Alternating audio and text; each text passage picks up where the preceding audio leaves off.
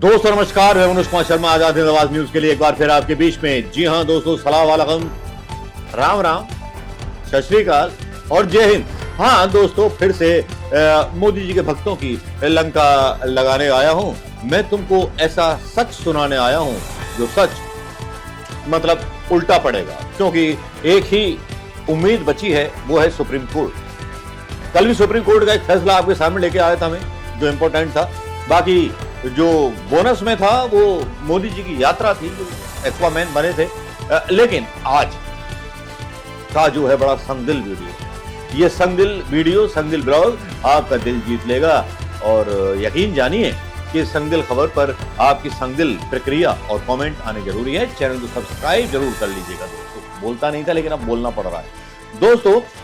हुआ क्या है कि एक बाबा, जिसको लाला कहने लगे लोग, लाला रामदेव, बाबा रामदेव कहने लगे लोग, ये आदमी कभी कहता था कि पेट्रोल जो है 12 साल पहले 30 रुपए लीटर मिला करेगा जब मोदी जी आ जाए। इसकी खबरें और इसके चर्चे और इसकी जुबान के चर्चे और इसके बारे में जो इसने कमाया योग के माध्यम से, वो सब प्रधानमंत्री मोदी जी को दे दिया, ये बोलकर कि, और यही वो आदमी था जो सलवार पहन करके भागा था।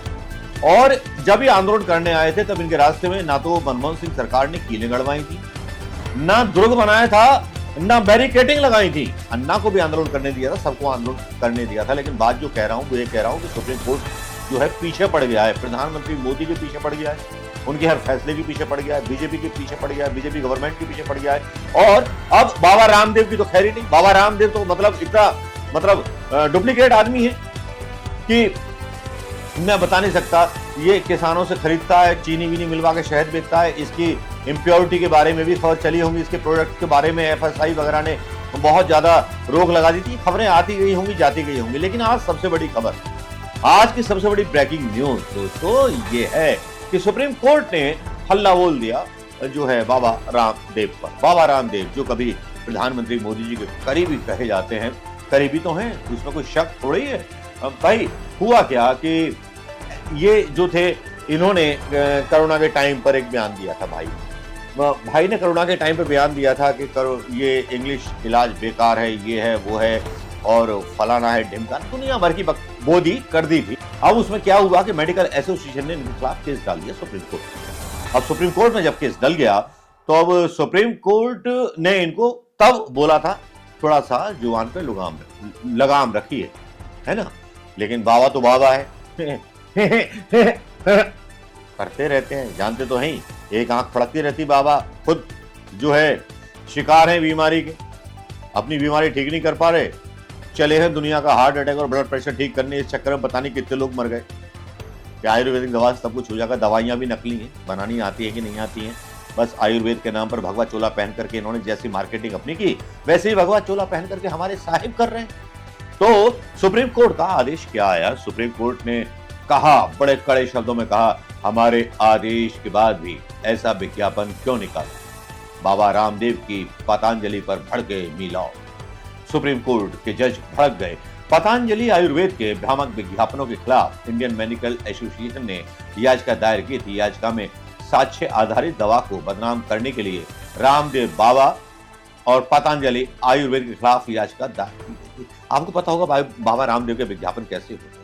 हिमालय का दबा हुआ काला नमक, मतलब जितना भी बेचने के लिए झूठ बोल सकते हो झूठ बोलो, लोग विश्वास कर लेंगे क्योंकि आपने भगवा पहना हुआ। भगवे पर हिंदू धर्म की आस्था जुड़ी हुई है और आस्था का फायदा राजनीतिक पार्टी भी उठा रही है राम मंदिर बनवा करके, और आस्था का फायदा ये व्यापारी आयुर्वेद देसी दवा का भी उठा रहे हैं। क्योंकि गरीब आदमी हमेशा ये सोचता है, उसकी एक सोच रहती है गरीब आदमी की, महंगे डॉक्टरों को मैं फीस कहां से दूंगा, क्योंकि आमन ही नहीं। बेरोजगारी का आलम आपने देखा होगा, उतना से दूंगा मैं बड़े बड़े डॉक्टरों की फीस, कोई देसी इलाज मिल जाए। ट्रेनों में आपने चर्चा करते हुए सुना होगा लोगों को कि जब कोई बीमारी के बारे में, ब्लड प्रेशर के बारे में, डायबिटीज के बारे में बोलता होगा तो लोग सलाह देते हैं, अरे भाई साहब ऐसा कीजिएगा, एक महात्मा जी वहां पर हैं, वो ये कर देंगे और वो ये दवा देते हैं, मछली डालते हैं मुंह में, दमा ठीक हो जाता है। एक बाबा जी वहां पर रहते हैं, वो जाइएगा टीबी सही हो जाती है। आप एक बाबा जी वहां रहते हैं, आपका बांझपन चला जाएगा। या फिर देसी फार्मूले बताने लगते हैं, डिस्कशन चलता है, रेल में टाइम काटना ही है। वो जमाने आप लोगों ने भी देखे होंगे, मैंने भी देखे होंगे, बड़े रेल चलती रहती है और उसमें डिस्कशन होता रहता है। अगर मतलब सब डॉक्टर होते हैं घर घर के, सबका अपना अपना तजुर्बा होता है और अपने तजुर्बे चाहे गैस की बीमारी का हो, बवासीर की बीमारी का हो या किसी की बीमारी का हो, शेयर करती है। हिंदुस्तान की आबादी ज्यादा है तो जाहिर बात है आमदनी कम है, तो कम पैसे में लोग अपना इलाज कराना चाहते हैं। लेकिन बाबा रामदेव के तो प्रोडक्ट भी बड़े महंगे हो गए और इस कदर महंगे हो गए कि आजकल जो अमीर लोग हैं वो भी मतलब उनके घरों में चाहे वो पिए ना पिए वो सजा हुआ दिखना चाहिए रामदेव, बाबा रामदेव, मतलब ब्रांड बन गए बाबा रामदेव। और जब ब्रांड बन गए और जब ये सुप्रीम कोर्ट का आदेश आया, खबर योग गुरु बाबा रामदेव की पतंजलि आयुर्वेदिक के भ्रामक विज्ञापन से जुड़े मामले में आज फिर सुप्रीम कोर्ट में सुनवाई हुई। मामले की सुनवाई जस्टिस एहसानुद्दीन अमान उल्लाह और जस्टिस प्रशांत कुमार मिश्रा की खंडपीठ ने की। इस दौरान जस्टिस अमान उल्लाह भड़क गए। उन्होंने पतंजलि आयुर्वेद की तरफ से मामले की पैरवी कर रहे वकील से पूछ डाला कि कोर्ट के आदेश के बावजूद आपने भ्रामक विज्ञापन छपवाने की हिम्मत कैसे? बार एंड बेंच के मुताबिक जस्टिस एहसानुद्दीन ने कहा कि हमारे आदेश के बाद भी आप में यह विज्ञापन लाने की हिम्मत है, आप कोर्ट को लुभा रहे हैं क्या? जस्टिस एहसानुद्दीन ने आगे कहा कि मैं प्रिंट आउट और अनुलग्नक लेकर के आया हूं। हम आज बहुत सख्त आदेश आपके खिलाफ पारित करने वाले हैं। इस विज्ञापन को देखिए, आप कैसे कह सकते हैं आप सब ठीक कर देंगे? हमारी चेतावनी के बावजूद आप विज्ञापन जारी करके ये कहते हैं कि हमारी चीजें रासायनिक दवाओं से ज्यादा बेहतर है। बता दें कि पतंजलि आयुर्वेद के भ्रामक विज्ञापनों के खिलाफ इंडियन मेडिकल एसोसिएशन ने याचिका दायर की थी। याचिका में साक्ष्य आधारित दवा को बदनाम करने के लिए वैक्सीन को बदनाम किया था इन्होंने। बाबा रामदेव और पतंजलि आयुर्वेद के खिलाफ कार्रवाई की मांग की गई है।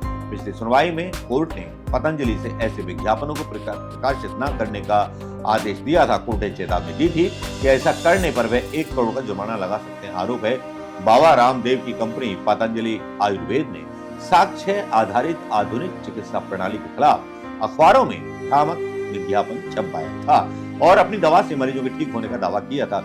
इनका चेला बीमार हुआ था, उसकी फोटो देखी होंगी ना, जब वो बीमार होके वहां देहरादून के अस्पताल में भर्ती हुआ था। डिहाइड्रेशन हुआ था भैया को, या हार्ट अटैक आया था, वहां ले जाना पड़ा था उसको। तो आधुनिक दवा के खिलाफ, जैसे कि मोदी कांग्रेस के खिलाफ बोलते हैं, सुना है ना, मोदी कांग्रेस के खिलाफ बोलते हैं, वैसे ही ठीक रामदेव जी अंग्रेजी दवाओं के बारे में बोलते हैं। तो भाई यहाँ लफड़ा तो जरूर है यार, मेंटलिटी भी मिलती है। उस साहिब का तरीका है सियासत का व्यापार करने का और इस बाबा का तरीका है आयुर्वेद जैसी दवा बेचने का। तो भाई सेम टू सेम, दोस्ती तो बड़ी खतरनाक है दोनों की। खैर, बाबा रामदेव को खुद पालसी है लेकिन वो उसका इलाज नहीं ढूंढ पाए। एक आंख उनकी चलती रहती है यार, उसका तो इलाज नहीं ढूंढ पाए, लेकिन करें क्या? सुप्रीम कोर्ट ने आज फटकार मारी थी उन पर, लेकिन धन्य है हमारे देश की जनता कि इस बाबा को उन्होंने लाड़ा बना दिया और इस पर इतना यकीन कर लिया कि इसने 30 रुपए लीटर का पेट्रोल बताया था। आज इसके घर में कोई धरना देने नहीं पहुंचता, ना तो कोई कांग्रेसी पहुंचता, ना जनता पहुंचती, ना कोई पहुंचता, बस मोदी जी से सवाल करते रहते। अरे भाई मोदी ने थोड़ी बोला था, इसने बोला था रामदेव ने, तो इसे घेरो ना यार, ये क्यों बचा फिर रहा है? हरिद्वार में रहकर के पतंजलि चला रहा है, बंद करवा दो ना यार इसका सिस्टम, क्योंकि ये मेडिकल सिस्टम के खिलाफ हमेशा बोलता रहता है, जबकि इसके चेले का इलाज खुद अंग्रेजी दवाओं से होता है। तो दोस्तों, सुप्रीम कोर्ट ने पहले प्रधानमंत्री मोदी जी की मलाई की, रुलाई की, जबाई की, अब रामदेव की मामला शुरू हो गया है। ये 32 मिनट पहले की खबर है, मैंने रही ताजी तो मैं डाल दूं। हाँ, वैसे राज्यसभा का भी मामला चल रहा है, वो तो खबरें आप सुन रहे होंगे, तो वो खबरें बासी होती हैं आपके लिए। कुछ ताजा होना चाहिए, कुछ ताजा हो जाए, तो इसीलिए मैंने ताजा लिप्टन न्यूज की खबर, आजाद हिंद आवाज न्यूज की खबर आपको सुनाई है। दोस्तों नमस्कार, जय हिंद।